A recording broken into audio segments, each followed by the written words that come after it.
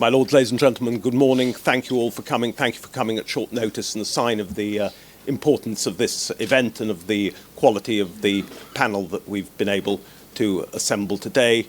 Obviously, many issues around Brexit, from political, constitutional, parliamentary procedure, have been discussed extensively. Security post-Brexit has received some attention, but perhaps not as much as it might. This event is an attempt to rectify that balance. We're delighted to be able to welcome this panel. Brandon Lewis, his announcement on serious and organised crime came out yesterday, and perhaps for reasons that are totally incomprehensible didn't achieve as much attention as they might in the circumstances. But you could talk more about it. Most arrestingly, we're then going to have our panel all appear and then open to the wider floor for discussion. Usual House rules here at Policy Exchange. No question too outrageous. You just have to state your name and organisation first, and I will be careful, no pun intended, to police any curveballs that are thrown at those who are not political figures if they focus on the wider political questions today. But everybody here is a big person in one way or another, and they can manage and handle themselves whatever outrageous brickbats are thrown their way. So Brandon, thank you for coming here today. Thank you for your friendship through the years. Look forward to hearing what you have to say, and then, as I say, to open to discussion. Thank you.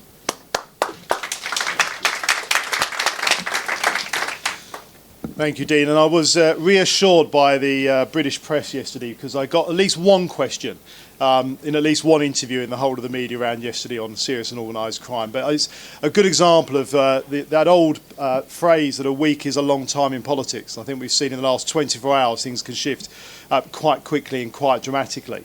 But I'm looking forward to today, and a huge thank you to Dean and the Policy Exchange team for putting together what I'm sure will be a fascinating event this morning, a chance to talk about something that I hope is very close to all of our hearts, and certainly should be very close to the forefront of our minds in terms of security and the security of our country at every level. When we talk about security, we often focus on and think about things like counter-terrorism and the threats and the challenges we see that's particularly brought to the forefront when we see tragedies as we do in Grays just in the last week or so. But we also have got to think about what more we can do to be ready for the challenge of, and actually more able to talk about and understand the pressures of serious and organised crime and how that affects us every single day, and particularly in a very fast-changing environment as the technology is changing and allowing criminals to attack us in terms of things like fraud and cybercrime in a very different way every single day. Now, I would argue that we here in the UK have been trailblazing in technological operational progress when it comes to how we protect our citizens for a very long time. If we think back to Operation Mincemeat and cracking the Enigma code in World War II, through to the global coalition against Daesh, we, I think, in the UK can proudly say that we have often shown that we have got first-class global security capability. And we should be proud of that. We should also be ready to challenge ourselves about what's next and how do we continue to make sure that we are world leading and protecting our citizens. So we cannot be complacent. I have the real honour and a very humbling honour to every day have that ability to be working with our security services to see what they do across the piece. And I have to say I'm determined to make it my mission to keep the UK at the forefront of keeping people and citizens safe. And I am very clear about that amazing work that our agencies, from the NCA right the way through all of our law enforcement agencies, do in that regard. And that leads us to the obvious question pertinent for today, in terms of what does Brexit mean for this? Now, against what many said was all the odds, and many said wasn't possible, the Prime Minister has gone to Europe and secured a fresh deal, and secured one that actually managed to pass second reading in the House of Commons, one that delivers on the referendum, and one that does actually, I think, deliver an opportunity for UK security. And this morning I'm just going to talk to you a bit and outline for you my vision for the future security of all of us here in the UK. I've got sort of three key messages that I want to share with you. I want us to be international, we need to be cutting edge, and we need to make sure we are very focused and unashamed about being clear that we want to hit criminals where it hurts. And firstly, in terms of being international. Well, that, to an extent, is a statement of the obvious. Terrorists and criminals know no boundaries. And again, we had that brought into clear perspective with that tragedy in Grays just last week. And although we are leaving the EU, clearly we are not leaving Europe. We want to continue to work closely with our partners there, focusing our efforts where there is a genuine mutual benefit, seeking in those cases a deeper and even more effective relationship in the future. We want to make sure that we are harnessing the UK's role as a leader in this area to pursue an ambitious and very close security relationship with the EU. But it does give us a chance to develop an even stronger and closer global relationship with our partners as well. Brexit creates an opportunity to look beyond our traditional methods and also to look beyond at how we take a more global approach to security. And to do that, we need to continue and even go further with investing in our international relationships, such as our Five Eyes partners, with Interpol, and with countries that go beyond that as well, such as Egypt, Tunisia, Pakistan and India, to name but a few. But just this month, I laid in Parliament our new data access agreement with the USA. Now that's a global first. It allows us to be able to target better those who want to target children with sexual exploitation and terrorism online. It will help us ensure that there is nowhere any safe place for those that seek to do us and those vulnerable people harm. Our approach to organised crime and counter-terrorism is world-class. But we need to make sure that we're able to continue to project UK influence as well through capacity building work in areas such as anti-corruption and collaborative action with our overseas partners in tackling international illicit financial flows to ensure global prosperity and, of course, to protect UK assets. And we will collaborate to continue to combat terrorism and organised crime as a global problem, which it is. Our counter-terror contest strategy, for example, is the basis for the UN's global doctrine. And we will carry on supporting activity to combat terrorist groups of any ideology that threaten our way of life. Turning to the second strand that I mentioned, we must make sure that we continue to be cutting edge, because the threat we face is increasingly sophisticated and, with technological change, fast moving. Organised crime gangs, paedophiles, terrorists, even hostile states all use technology to conduct their crimes and to hide from justice. We must not let them. We have set up cybercrime units now in all 43 police forces in England and Wales, and announced £30 million to bolster law enforcement capabilities to tackle child abuse offenders who are operating on the dark web. And we mustn't be afraid to call out changes that are coming that can actually threaten the safety of people as well. We want technology to be part of the solution. And we want to work with industry to reduce the availability of terrorist and child abuse online. There is just too much ease with which that kind of material currently can go online, and the speed with which we're able to deal with that isn't as good as it can be. We want to work with industry to make sure that goes faster and better, to make sure that we are clear about the risks of things like the encryption work that Facebook are talking about moving to, and the fact that that really could mean that we see what is effectively now restricted to the dark web coming into the open web. That's not in their interest, and it's certainly not in any national interest. But that collaboration work pays dividends. And earlier this month, the Metropolitan Police did set up an innovative project with Facebook, for example, one that trains algorithms to identify and remove live streaming of terrorist content. We must not allow the online world to become a safe haven for terrorists or sex offenders. And vital to this continued engagement of companies such as Facebook on issues such as end-to-end encryption is the fact that we can work together and find a way through. And we must, because things like end-to-end encryption would be hugely detrimental to the work our law enforcement agencies do and to the safety and security of our citizens. Now, last week I announced our new drone strategy, and that's another global first. Drone technology is another example of something that provides enormous opportunities, not just for leisure, but also for industry. It provides new opportunities as well, sadly, for criminals, criminal organisations and terrorists. So our strategy is about minimising the threat from malicious use of drones and to try and strike that balance, one that allows us to ensure we can reap the fullest rewards of incorporating drone technology into society.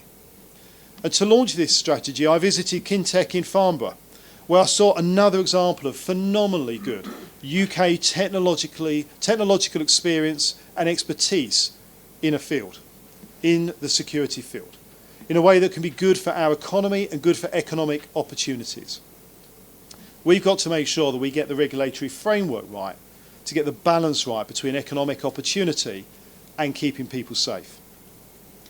And lastly, I'll just touch on that third strand, making sure we are unashamedly hitting criminals where it hurts. Because toughening up our criminal justice system has to go beyond prison sentences. These criminal organisations are businesses. They're criminal businesses, but they're businesses, and the finance matters to them. We need to stop weapons and drugs from reaching our streets and to ensure that criminals cannot gain and cannot benefit from their ill-gotten gains. Now, in the last couple of months, the Border Force and the NCA investigations have led to what you may have already seen are 2 record seizures of heroin and firearms smuggling across our border. We stopped those, these agencies stopped those from reaching our streets and prevented more horrific crimes that could have been enabled should that have gone ahead. In the last year alone, we have seized £217 million from criminals, using the money to compensate victims and to fund more law enforcement. That's an increase of 22% on the previous year, and it reflects the fantastic work across government to ensure that crime does not pay. And we want to go further. All of this is underpinned by the brilliant work of the National Crime Agency. And I'm delighted that Lynn Owens, the Director General of the NCA, is with us today. I visited with Lynn and the NCA just yesterday to announce the launch of our Serious Organised Crime Review. Now, this is going to be a really ambitious review to consider how we turbocharge our efforts in this field. I'm delighted that Sir Craig Mackey has agreed to lead this. His wide experience in law enforcement is a great foundation to address the challenges of what criminality holds for us in the future. I'm keen to ensure that this review builds on the strategy that was launched a year ago and published, that it's looking at the system, the laws, the powers, the tools and governance structures that we've got in place to be able to inform us about not just how we preserve what we have got, but how we are ready to change and meet the challenges of the future so that we continue to have and actually go further in having a world-class law enforcement system. In particular, the review has to focus on criminal activity that is on the rise. Fraud and county lines are good examples of this, as well as important issues such as immigration crime, as I say, illustrated so tragically in Essex last week. And we will consider how we position ourselves to then close the gaps that can give space to such criminal activity, allowing it to take place. We can draw on good ideas from around the world, suggesting how those ideas can be adapted to make sure that they work in a uniquely UK context.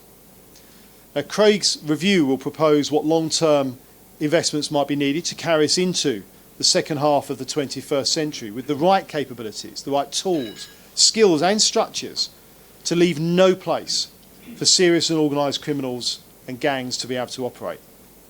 And this feedback will come back before the spending review of next year to ensure that we've got that information, that understanding, to look at what resources we are able to put in to support innovative solutions. I appreciate I might be slightly biased in this, but I would say we are the only party absolutely fundamentally focused on, determined to crack down on crime. It's successive Conservative Prime Ministers and Home Secretaries who have made that a priority. And I and all of us in our party are and should rightly be proud of that fact. But I want to be very clear, as we always hopefully are. Criminals must not be allowed to expect to enjoy the profits from their offending at the expense of our law-abiding citizens. They need to be clear that this is a country that they should be fearful of trying to operate in. It is our responsibility to keep the UK safe, to ensure that we strike fear into those that would do us harm at any level. I take the weight of that very seriously. We as a government will continue to take it seriously. And we want to make sure that we are ready to deal with those challenges, to meet them, match them and move beyond them over the next few years. Thank you.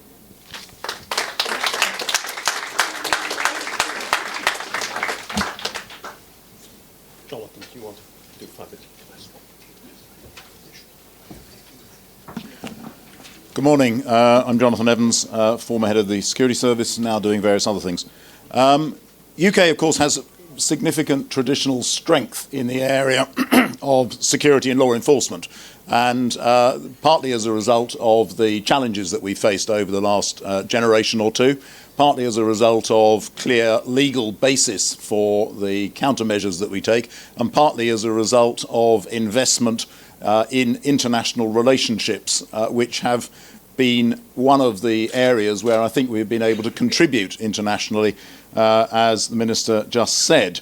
It seems to me it's absolutely self-evident that our security interests remain international and globalised, because that's where the threats come from. Certainly, as the head of what was seen as a domestic security service, you couldn't understand what was happening in Luton or in Manchester unless you also understood what was happening in Cairo or Islamabad, etc., because the threats are globalised through the internet and through travel, and therefore our response also needs to be globalised. So where does that leave us on the brink, assuming we are on the brink, of Brexit? I have to say I find it very hard to see any security upside from Brexit. So it seems to me that our task is to minimise the downside. Traditionally, intelligence sharing within Europe has not been a EU area of competence, partly as a result of very successful lobbying and policy making by the British government over the years to keep intelligence matters and national security as a member state responsibility, and that has been to our advantage over the last 20 years. That means that in terms of the day-to-day intelligence sharing arrangements within the EU, those, in my estimation, will not be significantly hampered as a result of Brexit. The structures that are there, the Club of Bern in particular, and the bilateral and small multilateral relationships where intelligence sharing takes place on a daily basis, will remain, broadly speaking, unaffected by Brexit. So that's reassuring. But of course, it's only a small part of the overall picture, because if you look at issues such as terrorism in particular, the whole approach that the UK has taken is one of integration between law enforcement and the national security agencies. And I think it's been an area of real leadership from this country that the relationship between the intelligence community and the law enforcement community has been as strong as it has over the last 20 years. And I can genuinely say that I can't think of any other country that has a better integration of effort between those two arms of government. So the risk, in my view, with Brexit is that there will be differential impact on the one hand on the intelligence relationships and on the other hand on the law enforcement agencies. Europol being an important part of the EU's approach to these issues, and the UK as a major contributor to Europol, it is absolutely vital to our security interests that we establish a strong model of integration for the UK into Europol. Traditionally, we've taken a leading role there. For many years, I've actually led the organisation. It's hard to imagine that we will be in quite such a good place after Brexit, but we need to do our best to compensate for any deficit. The other area that concerns me is the one of policy, because in a number of areas, the UK has been a strong and effective voice for security interests to be taken into consideration when EU policy is being decided. And, you know, there is a quite, in my view, disproportionate interest in data protection issues in some parts of the EU, which seems to obliterate any concern for the other side of the picture, the benefits that sometimes can come from data sharing. And it's extremely it has been extremely important that the UK has been there to make the point that actually security and those interests also matter to all of our citizens, as well as data protection. That balance, therefore, needs to be maintained, and we need to exert as much influence as we can over EU policy making, because we will inevitably be impacted by that as we remain a close geographical and hopefully economic partner with the EU going forward. This seems to me to mean that we need to invest considerably in the structures that will enable us to integrate and to cooperate with Europe in the new environment, and also in the relationships. And there will be a major challenge for the Foreign Office and for our diplomacy and across government to deliver something which will enable us to get the benefits that we have had from this relationship in the new structure. Clearly, it's not the only part of the international scene that is important to us. The Five Eyes relationships are important, but it doesn't seem to me that those have been in tension with the relationships with the EU. In fact, we have actually on occasions acted as a bridge, as it were, between some of the other Five Eyes partners and the European security structures. And it is absolutely in our interest that those relationships between the other Five Eyes partners and Europe are also strong. So this is not a zero-sum game where it's either EU or it's the Five Eyes or whatever. These are actually mutually reinforcing, and therefore, whilst it is clearly important that we continue to invest and to take forward our relationships in other fora, we need to make sure that in doing that we don't neglect our nearest neighbours and the countries with which, on a day-to-day basis, our security interests are deeply enmeshed and will continue to be deeply enmeshed as we go forward. Thank you.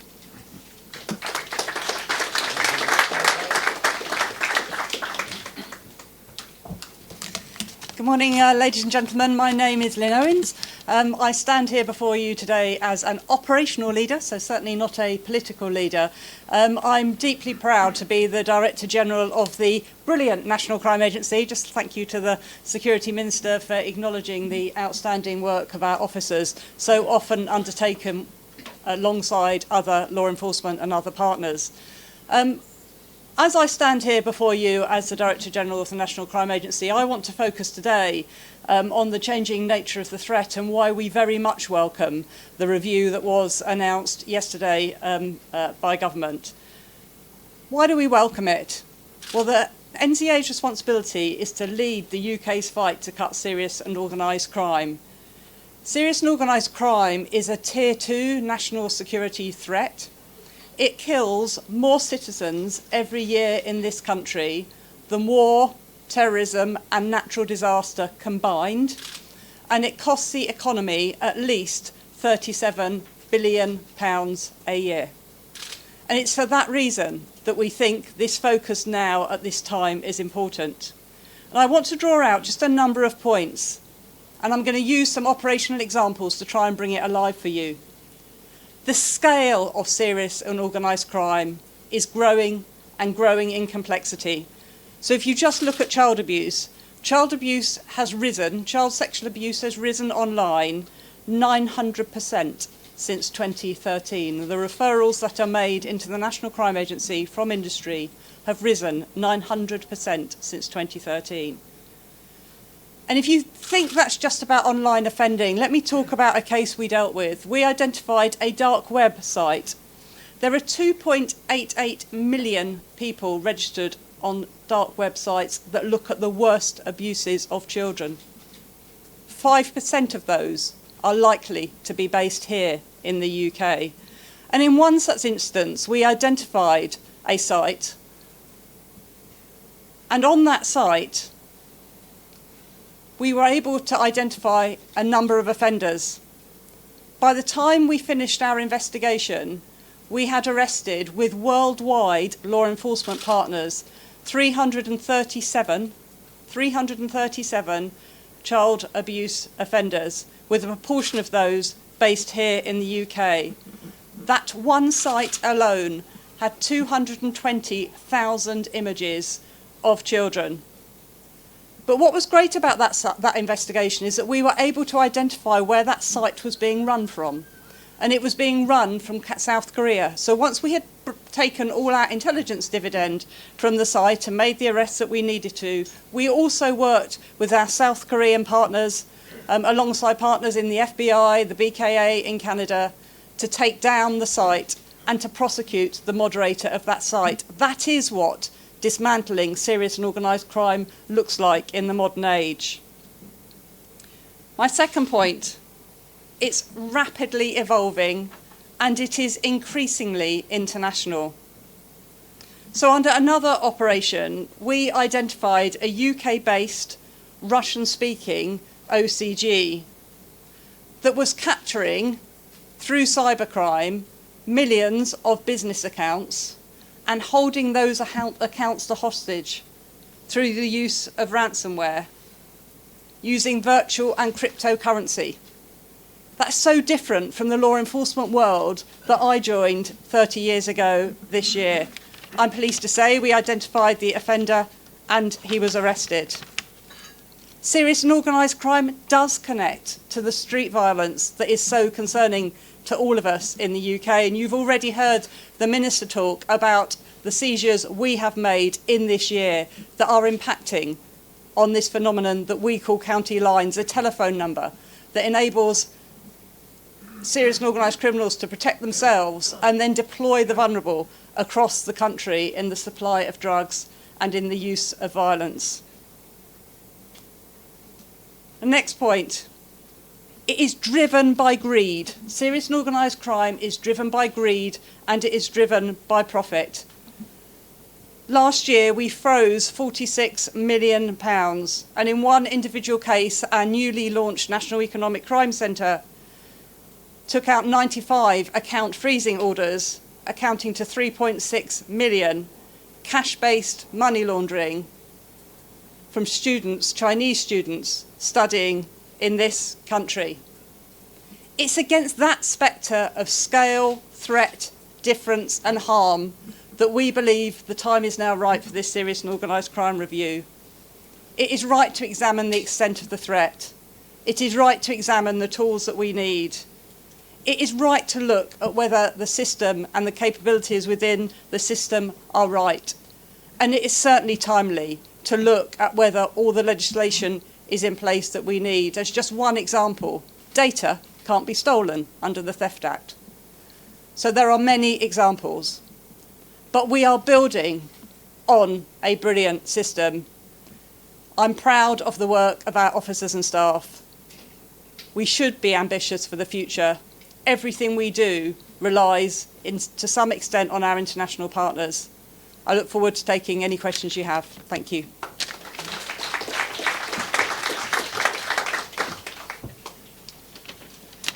Well, thank you all very much. And before I start, what I want to say is a huge thank you to all of the security services who, over the last 2 years, have at least disrupted 24 acts of terrorism, both from the Islamists and from the far right.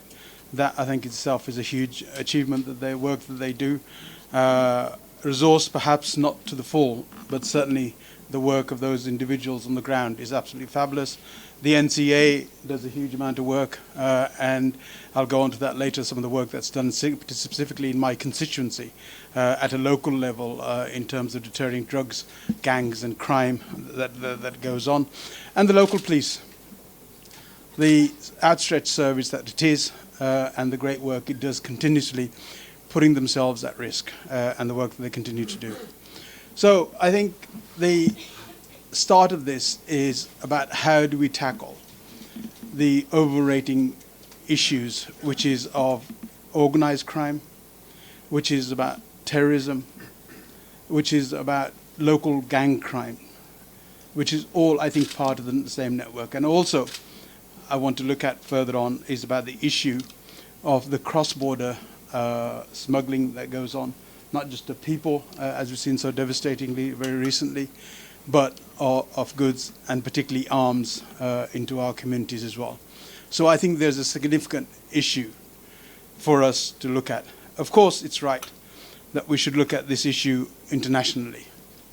And of course, we can't, although we are an island, we're not separated from the world. We're not separated in terms of the digital apparatus all around us. We're not separated by the people who interconnect themselves throughout as almost a universal business models that they have, resisting right from the Far East across to the United Kingdom, and as we've recently seen again with the deaths that have taken place. We have a huge contribution that we continue to make with the Five Eyes, and I think that's very important, putting Brexit aside, and I'll come to that later. The Five Eyes, the partnership and the huge amount of trust we have in that organization, which has worked for such a long time. And I think that's something that we should not take for granted. And the work that needs to continue is very important, significantly important to all of us to be able to do that. So just in terms of data harvesting, there's a huge and fundamental need in terms of child sexual exploitation, in terms of radicalization on the dark web. And I have to deal with that, particularly in terms of radicalizations on the streets of Birmingham, day in, day out. And that is essentially very difficult handle to get on. It's difficult, not just for me, but certainly all the agencies that are involved in tracking this and the phenomenal work that they do in trying to do that. Because that is what's happening at the moment, is where these people are dividing our community and our society. That is their basic objective. Their objective is to come in and put that wedge between the communities. It has got to a stage where if you look at the communities over the last 30, 40 years, a friend of mine recently came back from Dubai after being there for 15 years. And she sees how different the community is now, how much isolated it is from the mainstream. So there are some organizations, so-called legitimate, some organization who walk in our house across the road in Parliament, who are able to say those sort of things, but at the forefront of chiseling that community cohesion away. So we need to seriously look at how we address the people that are across the piece, people that are not quite across the piece. The recent report by Sarah Khan in relation to having hate speech at the principle of this goes some way to address that. And I think it's important for us to do that. Dean's telling me that I've got to kind of get on very quickly. So I think the issues in terms of Europe and Brexit, as Brendan mentioned, and I think we really need to look at how we continue to work with Europol, how we stop the people coming across the border. We also seriously need to look at our border agency, whether we've got the right resources to be able to do the work that we want to do and how we can move that forward. Because without that manpower there, we are not going to be able to stop and put further burden on all the agencies that we have in the United Kingdom. That is something that is ongoing and continuously going. The NCA, you've got a fantastic review, and let's hope it materializes into cash. Because if we're not able to help them, Parliament with fantastic FD reviews, but let's see if we can translate that into reality. That is what the real challenge for all of us. Let's translate that into policing. I know that the Prime Minister's made a promise of increasing policing. We've got to a stage where, on the grounds, the police officers are being hurt day in, day out, some of them fatally, and they're not able to protect themselves. So in order to support all those agencies, it's great to have these policies. Elections here now, and I think we're all making promises. And I think at the moment, spending commitment between the Labour and the Conservatives is more or less neck to neck, around about £30 billion that both of us want to do. But the important thing is, post this election, what we want to do is make sure we support all those people who put their lives at risk day in, day out. Thank you.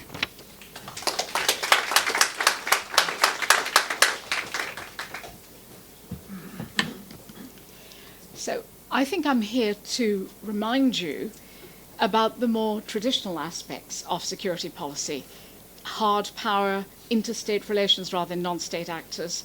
That still goes on, believe it or not. It may actually be enormously relevant as we move into a more uncertain period at a multilateral level. So the profound and I think fundamental question that the UK will need to ask itself after the election will be to what extent, if Brexit is done, to what extent it will have an ability to project strategic autonomy. Strategic autonomy being defined as the ability to set out your strategic interests and the capacity to project power in support of those interests, which is why I mentioned hard power. In the last 3 years, our last national security strategy was defined in 2015.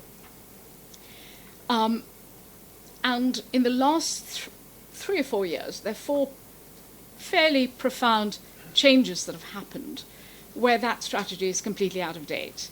One is, of course, our relationship with the United States and the advent of a withdrawal from multilateralism on the part of the current US administration.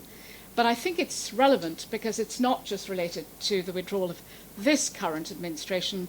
The Kyoto Accords, for example, if you look at climate change, were unable to go through Congress under previous administrations. So I think we have to sort of accept that there is a pulling back from multilateralism on the part of the US, irrespective of who's going to be in power in a couple of years' time.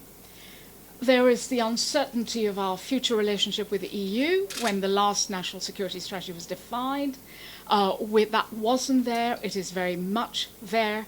And it's very interesting because while in policy terms we align better with the EU, for example, on our policy on Iran, our policy on climate change, and a host of other areas, we're more aligned with the EU, yet the narrative you hear is that we'll be unencumbered and unburdened and that we'll be free to do our own things. And certainly, because the future relationship isn't determined, we don't know what that will look like in the future.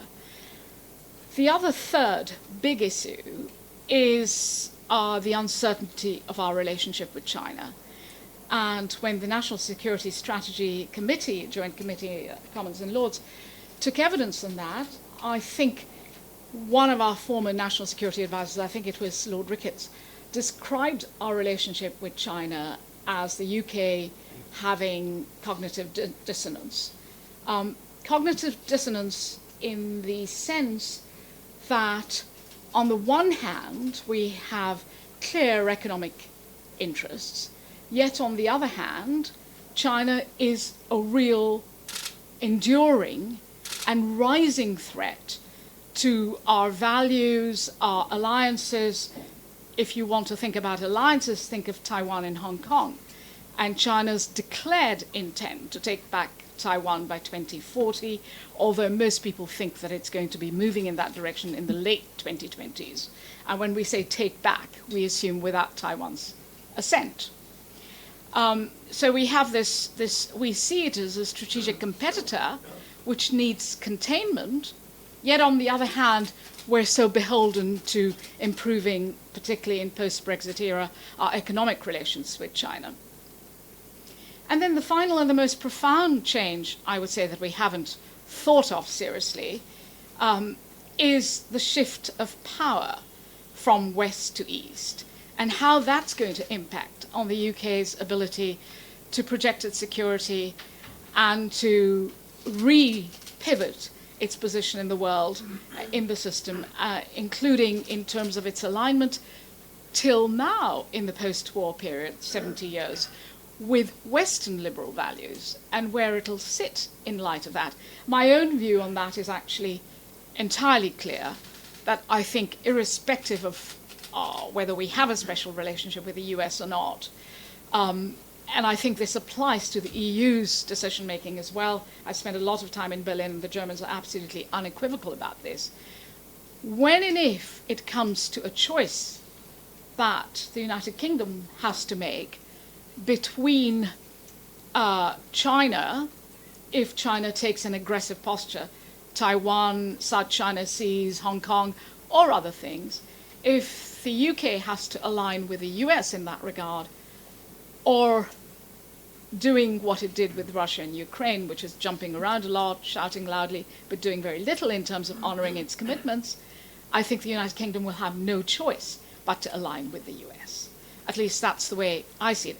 And I'm extremely confident that the EU will. So it would be quite surprising if the EU that we are leaving behind aligns in that breakdown with Western liberal values, and the United Kingdom doesn't.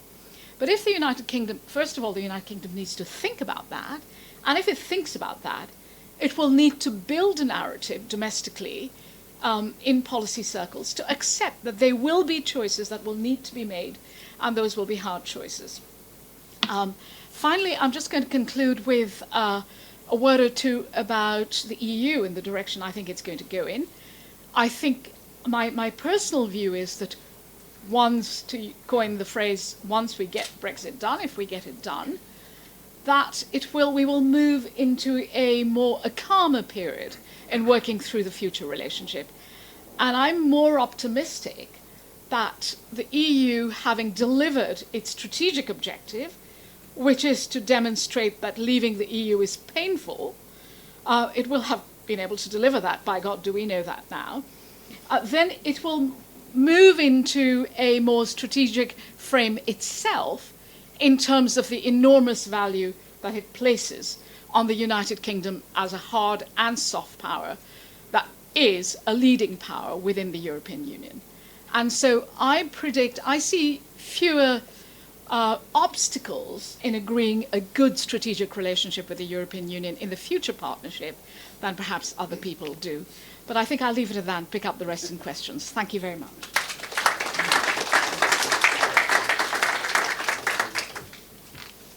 The last one for you to put up with. I think on the question of will the UK be less secure or more secure if it's in or out of Europe, I think it makes almost no difference, to be quite honest. That's my judgment of it. I think in defence terms, there's no doubt that the United States and the UK ensured the defence and security of Europe from 1945 until the end of the Cold War. And they spent a large part of their national wealth in those days, we don't do it anymore, on ensuring that. And Europe actually didn't do as much as it should have done, and it's still not doing as much as it should have done. I think the risk of state-on-state war now is greater than it has been any time since the end of the Cold War. And I also think that the risk of miscalculation and the use of a nuclear weapon is greater than ever it's been since 1945. So defence is an issue when it comes to security of our nation. Overall, I think us not being in Europe will, in defence terms, will be better for us, and that's partly because we will not be linked in to that ludicrous nonsense of a European army which is being generated at the moment. So I think there's a benefit. When it comes to criminal and to terrorist issues, I think probably there's a slight downside of not being involved in Europe. I think we've managed to get a lot of links in a number of areas, particularly on the crime side, which weren't there before. But let's not kid ourselves, Europe wasn't good at this. When I was a minister between 2007 and 10, we were just putting in place the first contest strategy. I travelled to Europe masses of times. They were a shambles, to be quite honest. I did a dirty deal as a minister to ensure we took over the running of Europol, because Europol was a mess. Europol now works very well. Lots of things we've done in Europe have made it a lot better, and it's sad in a way that we're not going to be so closely linked, and we've got to try and stay very closely linked. Our key ally in defence terms, and I have to say in intelligence terms, is the US. When people talk of the special relationship, and there's a lot of nonsense talked about it, the special relationship relates to intelligence and it relates to nuclear. That's our nuclear deterrent and the use of nuclear submarines and things like that. That is where there is such a special relationship. It is so close. That is really how it exists. And we forget that at our peril because it is so important to us. Five Eyes has been mentioned. Again, a very useful organisation. And we need to link this sort of intelligence across to our friends within Europe. And we've always talked to them. We've always had links with Europe. We've always had bilaterals. And we've got to keep doing that in the future. I think in this country we've got some marvellous things like the Investigated Powers Bill. I think that was a fantastic thing to go through. I think other countries should look at that. It's this difficult balance between the privacy of the individual and actually the ability of the state to stop terrorism and crime, and I think that's extremely important. On the cyber side, I think the National Cyber Security Centre was an amazing step forward. I think we're doing very well in that area. We can't rest our laurels because I'm afraid the people who would do us harm are increasing their capabilities so quickly, and this is global. It is a global issue. Therefore, internationally, we must work across the board. But going back to Brandon's point, and yes, internationally very important, in terms of actually excellence, our agencies and our ability is absolutely first rate. I've been involved in intelligence really since the late 60s, on and off, and the capability of our agencies, the capability of our people involved in this is absolutely mind-blowing. We have spent a lot of money on it. We mustn't pretend we haven't. We have, and it's quite right that we have, because it is so important to us. And it's one of the things we bring to the feast when we are dealing with the Europeans, and I hope in the future we can still do that, whatever the outcome of the Brexit thing. So on the cyber side, very, very important, we must do this. On the criminal side, I think there's a slight problem because some of the links will not be quite as close as they were, but we can work on those and make them work. And then my final word would be, and it touches really on the Chinese issue, I am really concerned about our lack of interest in Chinese penetration of things within this nation. 109,000 Chinese students, many of them postgraduate, many of them paying up to £50,000 to be at our universities, and some of our universities, a fifth of those, in fact a half of those on some courses, like artificial intelligence, stealth technology, quantum maths. These are areas where we've got some brilliant teachers where we are very good at it, and we are busily teaching vast numbers of Chinese coming here for this, and what is the background of some of these people. And I'm not trying to stop people coming to this nation to learn. That is great, and we get a certain amount of money for it, but we need to be aware of what it means, and are we selling a pass when we do this? And that would be my final word. But overall, if we stay in or come out, it is not going to make much difference to our security. That is my view.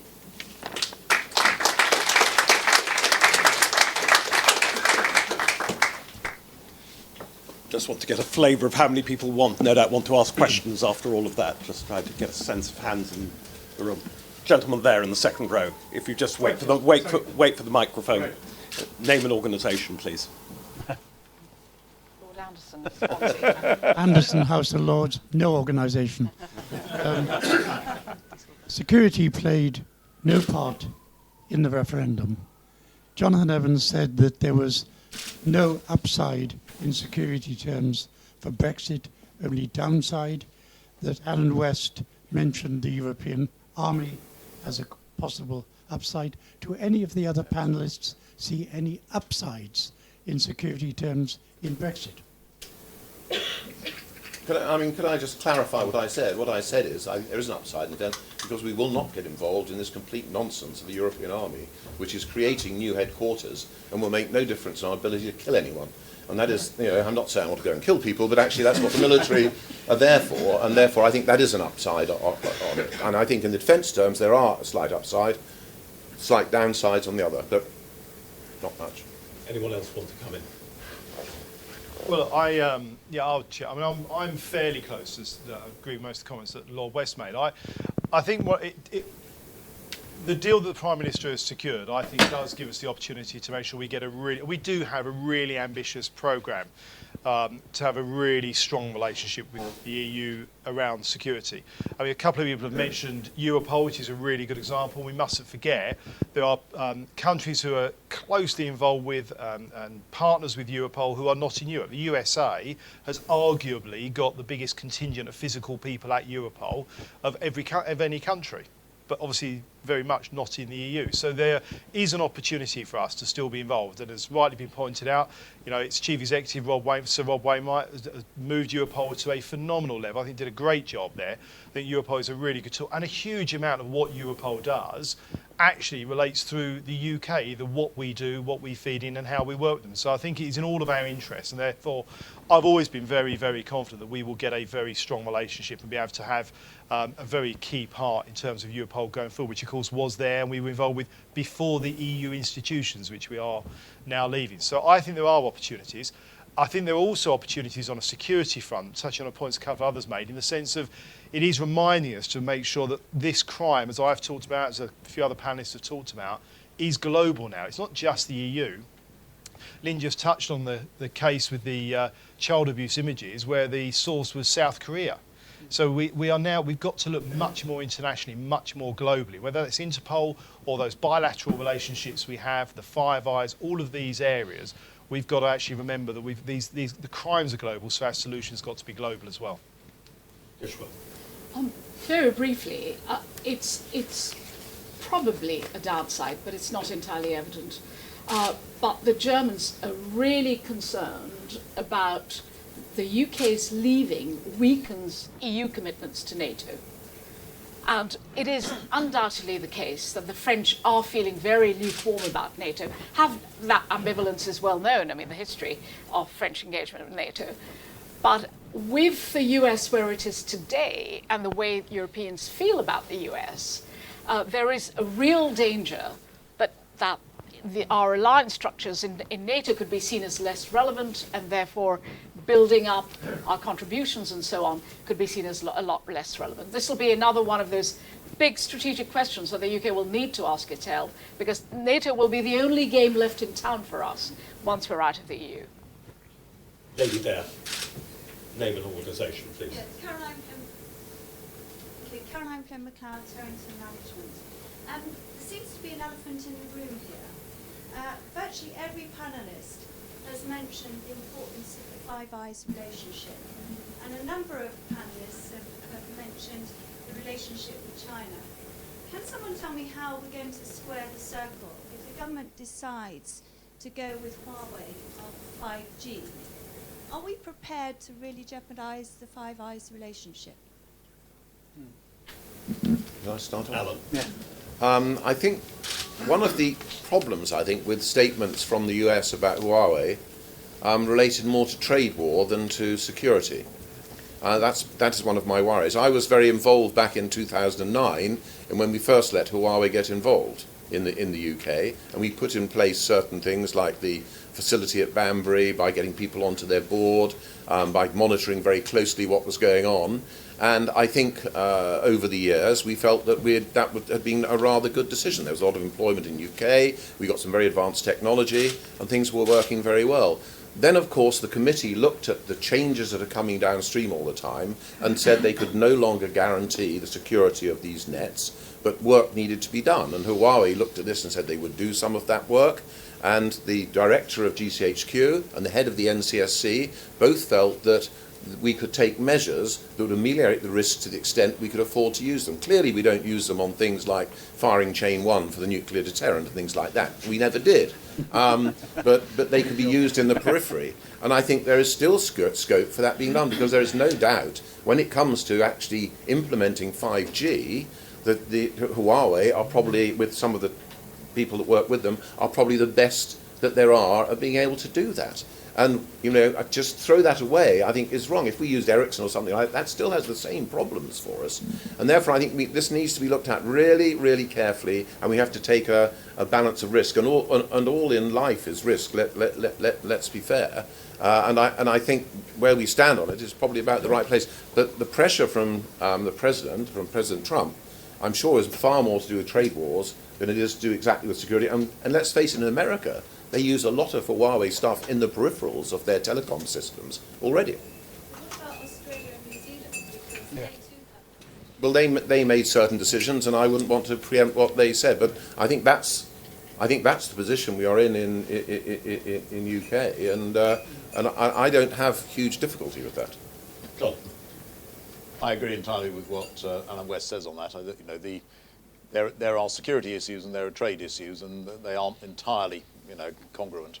The other thing to say is that the Five Eyes relationship, certainly from the American point of view and probably from all the other participants, isn't based on sentiment or anything of that sort. It's based on what you get for it. And the benefit that the UK bring to the Five Eyes relationship, as far as the US are concerned, is that we are able to help them do things or know things that they might not otherwise be able to do under their own steam. And as long as we are able, therefore, to contribute in a positive way to it, they've got every incentive to maintain the relationship. But we should not imagine that this is some kind of charity or sentimental organisation. This is based upon national interest, and that's why the Five Eyes relationship works. Helen. Yeah, I agree with the question in terms of not just the US, but what Australia and New Zealand are saying in respect to all this. I think we've seen China's approach across the piece, and we're not happy with it in terms of security. Certainly in terms of cyber security, I think we've got real issues to answer. And I don't think we can be completely sure at the moment of what their intentions would be and at what time they would change. They have direct access. The laws in China place the directors of Huawei under the national predicament that they have to do what the government wants them to do, and that is a big issue. Whilst they're commercial, they also have a state role to play as well. But I don't trust the Chinese. I mean, what I'm saying doesn't mean I do not trust the Chinese at all. And they have stolen intellectual property on a vast scale, an industrial scale. It was very interesting in a meeting with the Chinese recently. I pointed out to them that actually for the first time in some areas they have IP that's slightly better than us, but how nice that they allow this free flow of stealing it. And they look pretty shocked, I have to say. But that's what they do, and I don't trust them. I don't trust where they're going, but I don't think that means we can't actually use Huawei in the 5G network on the... I don't think it does. Okay, well, as I sit on the National Security Council, we have not yet made this decision. As has been widely reported in the press, you'll excuse me for not giving you a very direct answer. Look, what I would say is, well, I agree with, as your Lord West point, is the decision the government has to make and will be making is one where you've got to look at the balance of economic prosperity and opportunity for the country, whilst balancing that with the proper security decisions for our national interest. That is a very complicated decision we've got to make, but we will do it looking at both sides of that, which are effectively both sides of the same coin. But I'm going to sort of refrain from commenting further until after we've had that National Security Council meeting. When will that be, Minister? I'm going to refrain from commenting any further at the moment. I'm not going to say anything further on that at the moment, I'm afraid. Over there. Name and organisation, please. If you just wait for the microphone. Kat Sommer, NCC Group. I've got a very specific question in relation to the Serious and Organised Crime Review. I'm just wondering whether cyber will form part of that and whether the legislative review in that will include a review of the Computer Misuse Act to ensure that public-private collaboration is actually better possible in fighting cybercrime. I just take the next questions as a clutch, just so because time is short. There's somebody at the back there on the other side with name and organisation. Julian Brazier, Chairman of Pathway Risk Management. We specialise in looking after security in crowded places and crowded events. And we have a very good intelligence sharing relationship with the police and hand over literally dozens of drug dealers and other organised criminals each year. Really, my question is this, though. Although at the individual level, relationships are good, isn't it time we move towards a national template for relationships with the private security sector, because it's absolutely impossible for the police to prevent the kind of tragedy we had at Manchester a couple of years ago on their own. And a point that follows from that, while I've every respect for the SIA, their remit needs broadening because the kind of qualifications they produce for security are completely out of date. Yeah. Basically, they're around nightclubs and that sort of thing for dealing with a modern terrorist environment. Well, I'll touch on both. The first question is quite easy. Yes, is the short answer. The review is going to look at the whole range of serious and organised crime. Cyber is a very large part of that. It cuts through a whole range of sectors within that, whether it's the child sexual abuse that Lynn was talking about earlier on, whether it's fraud and hostile state activity, all of these things where cyber crosses over, we've got to look at. And part of the review, and where I slightly start to diverge from some of the points Caleb made, unsurprisingly, is the reason this review is due to report back to me before the end of February is that allows it to feed into our thought process for the next spending review. But this is also for me about making sure that the agency and agencies and our law enforcement teams have got the right structures and tools in place, as much as it is about whatever we may need to do about how we move or do what we do with resources. So legislation is part of that, and cyber is changing so fast. I think one of the big challenges for us is how we create a framework that allows us to move flexibly and fast to keep up with how technology is changing. Pretty much as I outlined a similar thing with drones in the announcement last week. And Julian, I'll just touch very briefly, and I'll let others comment on it as well. I think there is quite a big piece of work we need to do in this area generally. I think some of the tragedies we've seen over the last couple of years have got to make us wake up and look at how we deal with these things. We've got big questions to answer as a society. At some of these big public events, there is a reason why we have to have 800 odd police officers to police an England-Scotland football match at Wembley, but less than 100 for an England-Scotland match at Twickenham for rugby. And how we deal with this and how the sector deals with these kind of challenges that we've got, who is responsible, how we actually think about the risks to public safety in some of these big public spaces and environments, and do we think about it and do the private sector owners think about it in the same way they do health and safety? And I'm not convinced they do. And we as a government have got to look about how we can prepare for that challenge as we go forward, because I think that will be a growing challenge. And I think you make a very fair point around making sure that there is a structure and a system that is clear for people nationally to look at as best practice. And at the moment, that is quite sporadic. Sorry, yeah, please. So on the cyber point, we really welcome the fact that it is part of the review. Whilst there has been investment locally, regionally and nationally, there are very important questions about that, how that overlaps on cyber-enabled as well as pure cybercrime, particularly on fraud and illicit finance, and that is up for review. Definitely Computer Misuse Act is on my list of bits of legislation that I think needs to change. It was written many years ago. It doesn't reflect the needs of the current threat, and actually if you look at some of the sentences, that case I quoted, I think the sentence for that was only 2.5 years. When you compare that to some of the sentences we get for child abuse and drugs importation, it's nowhere near reflects the seriousness. So yes, we will be feeding that evidence into the review. On the relationship with the private sector, if you think how counter-terrorism is run in this country, it's done on the 4P structure. Actually, if we're going to do prevent and protect of serious and organised crime in a different way, it needs us to have a fundamentally different relationship with the private sector to that which we have had in history. Actually, the answer to fraud and much cybercrime is actually better prevent and protect activity. And I can give you some brilliant examples of the work we already do with banking, but I think we need to do that at a much bigger volume and scale. Just very quickly, the first question we all agree with. I think Julian's question is really important around the SIA. I think what we've got to do is start to look at graded qualifications for people and what level they can interact with the police and what decisions they can make and how we can get that presented far better than we are. We just do one accreditation at the moment, which is not fit for purpose. Anyone else want to come in? Just see, I'm afraid, because time's getting short, just 3 last questions. Gentleman there, gentleman there, gentleman there in the middle. Yeah, name and organisation. Danny Shaw from BBC. We have had so many reviews and strategies relating to serious and organised crime over the years. We've had the NCA, before that we had the Serious Organised Crime Agency, we had the National Crime Squad before that. What makes you think that this review, which is being conducted in the space of 3 or 4 months, on your timescale, is going to be any different to all the reviews and inquiries, etc., that we've had before? I'll take that one while you're moving the mic around. I'll Just very quickly, I was going to ask a very similar question, actually. Martin Bentham from the Evening Standard. For example, you've had 2 big pieces of legislation, 2017, 2015, in this area. You've had lots of reviews and so on. So first of all, I was going to ask Lynn, what would you like to see, apart from the things you partly mentioned there in relation to cybercrime, coming out of this review? You've probably got a good idea of what you would like to see the end point being. And from a governmental point of view, have you missed a trick here in looking at this issue repeatedly and still having to go back and now do a new review, even allowing for the fact that things do move quickly? One last question there, gentleman in the front. So my name is Paddy McGuinness. I'm a former civil servant, now doing a variety of commercial things, including with Brunswick Group.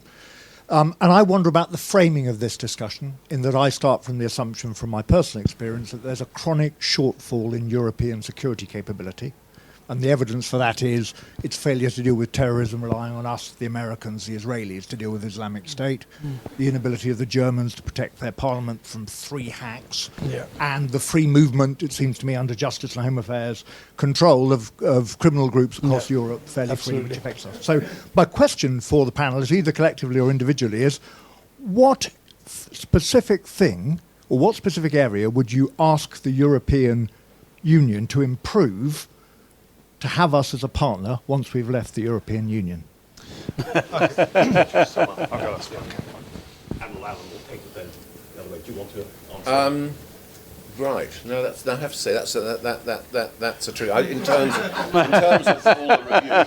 of all the reviews, I share your concern. It just keeps doing review, and not actually coming out with the result.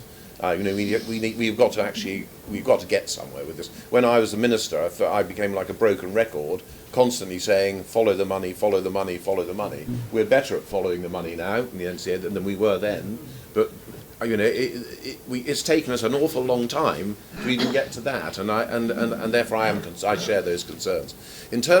I share your views totally, and it's a bit of what I was saying there in terms of Europe. Europe, let's face it, has been a shambles in a lot of these areas. And I mean, the fighting between the agencies within France and the agencies within Belgium in 2008, 2009, when I used to go over and talk to them, was worse than that between Special Branch and the Security Service in the late 60s in this country. But we've got over all that. We've got all these things working.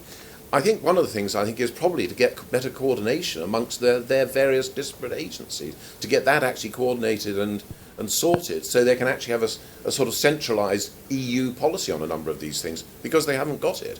And actually within Brussels, they don't pay enough attention to this whole arena. They really don't. They pay lip service to it, and they need to actually focus on it as a really, really important thing. I think we generally in UK and US have been better at this. And maybe it's because intelligence was so important to us in winning the war, and we realised that. That's why we spent money on it. I don't know. But I think those are areas I'd look at. But I'd like to throw in just one final thing. One area where I think if we leave completely Europe, that we've got to sort out, because it is an utter shambles at the moment, is maritime border security. The maritime security of our small ports and our coasts and our inshore waters is a national disgrace. Now, we can get away with that while we're fully in Europe. We can't if we're not, and that needs to be sorted out.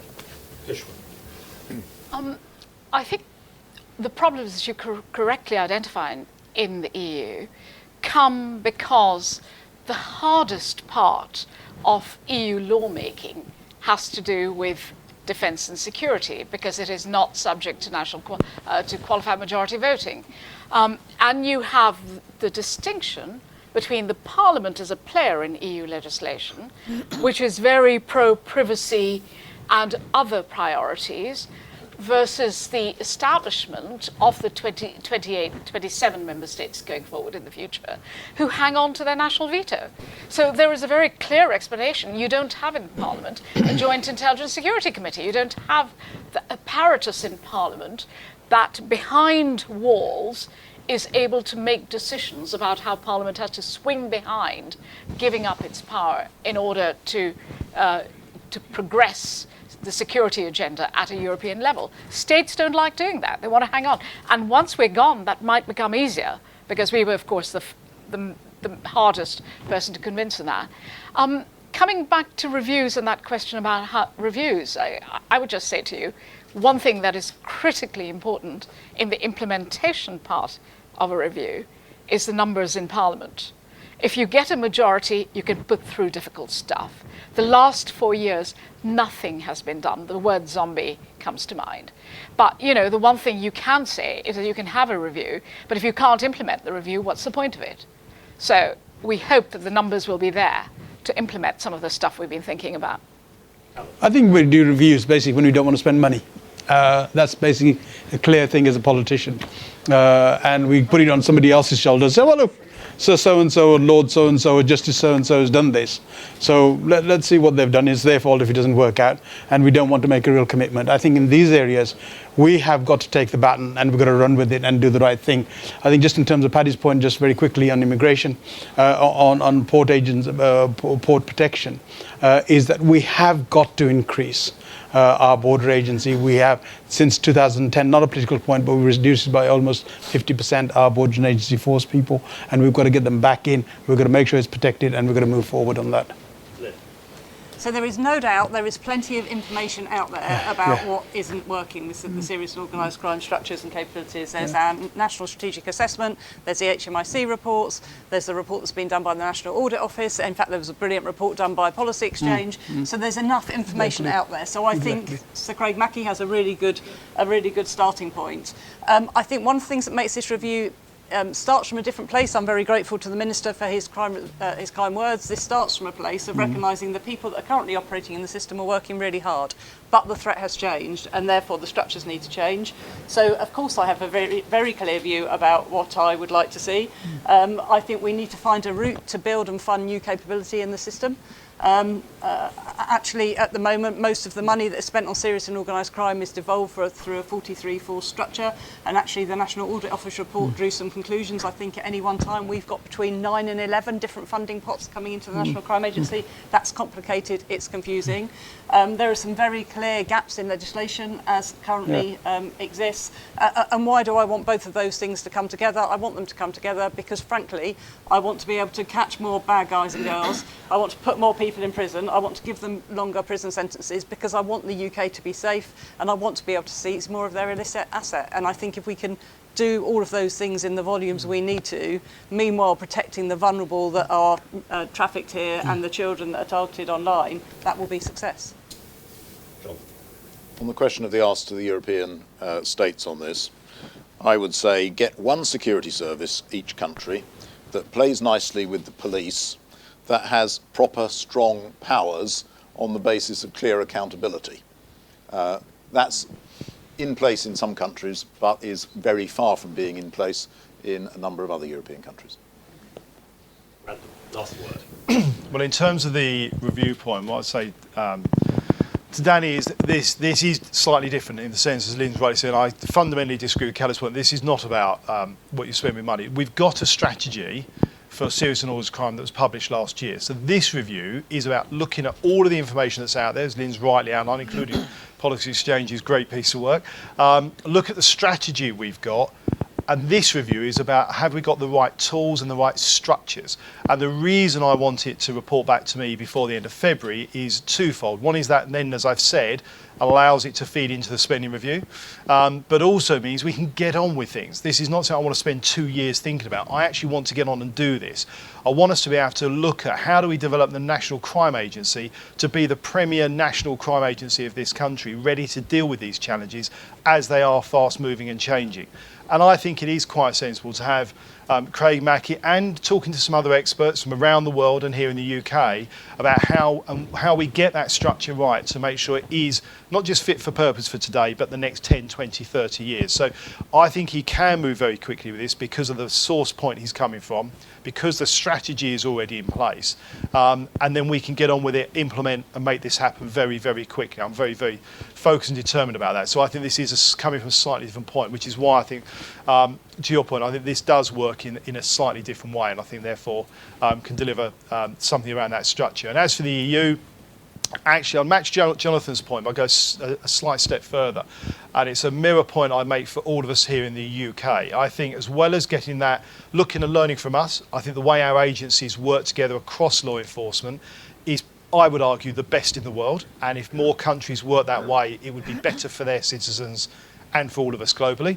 But I think also being more transparent and open about the challenges we all face and the importance of dealing with serious and organised crime and understanding how that permeates right the way through our lives, whether it's fraud or child sexual abuse, people smuggling, modern slavery, and how when you go to a nail bar and it's very cheap or a car wash is very cheap, we should be questioning why and how that's happening and feeding that through to make sure that we are economically safer and national security-wise safer, because this doesn't just play for the economy, it affects the lives of the most vulnerable people in our country and the world every day, affects more people than anything else every day, and we need to get a better, stronger grip of it by people understanding how dangerous this is, how important it is, and how much it affects everybody's lives.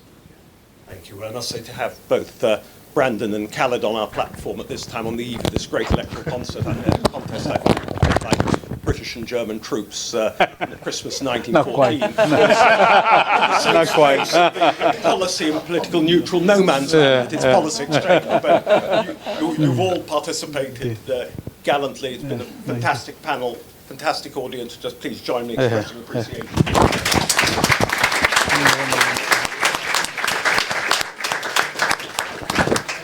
You better rip off your microphone.